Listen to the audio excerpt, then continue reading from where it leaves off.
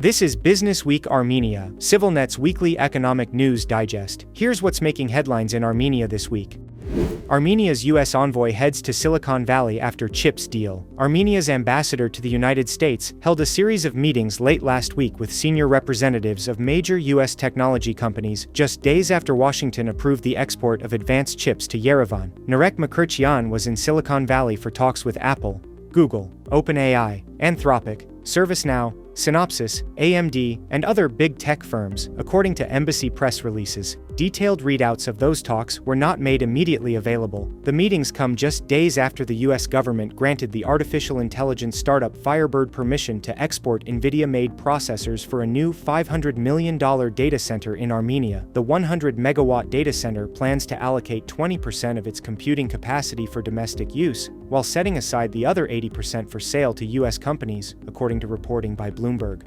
The project's first phase is slated to come online in the second quarter of next year, according to Firebird's CEO Razmig Hovagimyan. Earlier this year, Firebird, which describes itself as dually based in San Francisco and Yerevan, announced a public-private partnership with the Armenian government for the project. It would be the first data center of its kind in the Caucasus region, and one of the largest investments in Armenia's modern history. Aside from NVIDIA, which already runs an office and research center in Armenia, other partners include Dell Technologies, Team Group, Armenia's largest telecommunications company, and Nubar Afeyan, co-founder of the biotechnology firm Moderna. Observers say the project underscores the global ambitions of Armenia's dynamic information technology sector and highlights the growing role of high-powered diasporans, like Hovagimian and Afeyan, in the country's economy. The initiative also reflects the increasingly international nature of Armenia's up-and-coming IT scene, which employs tens of thousands of mostly young people in the country. For more information, you can check out our interview earlier this year with Hovagimian and Team Group's Alexander Yasayan, who joined us in our Yerevan studio to discuss the project.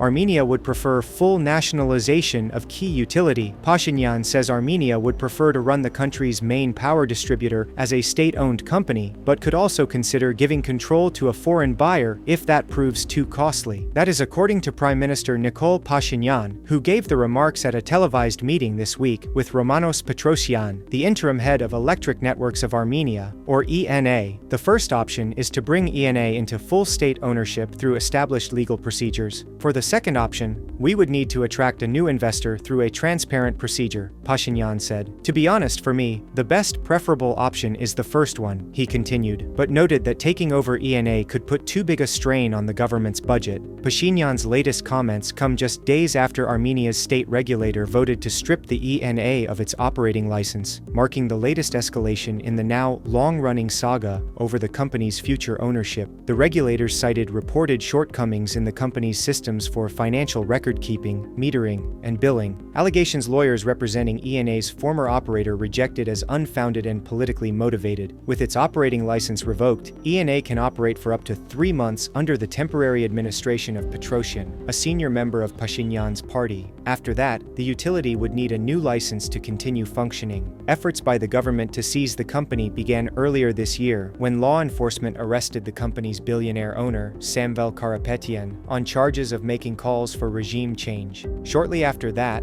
lawmakers passed a bill allowing the government to seize control of ENA, while law enforcement launched raids on dozens of locations apparently connected to Karapetyan as part of a probe into his sprawling business empire. After his arrest, investigators slapped Karapetyan, a dual Armenian-Russian citizen, with additional charges of fraud, tax evasion, and money laundering. Karapetyan's lawyers have rejected the charges against him and called them politically motivated. Karapetyan's family has since filed a $500 million claim against Armenia in a global arbitration body, demanding compensation for what they allege is a violation of an international investment treaty. That case, which is being heard in Sweden, remains ongoing. The government's moves to seize ENA have spooked the private sector, with a number of prominent business leaders and former senior officials warning it could threaten Armenia's attractiveness to foreign investors. Despite that criticism, Pashinyan has continued to insist that improving the country's business environment is a priority for this administration.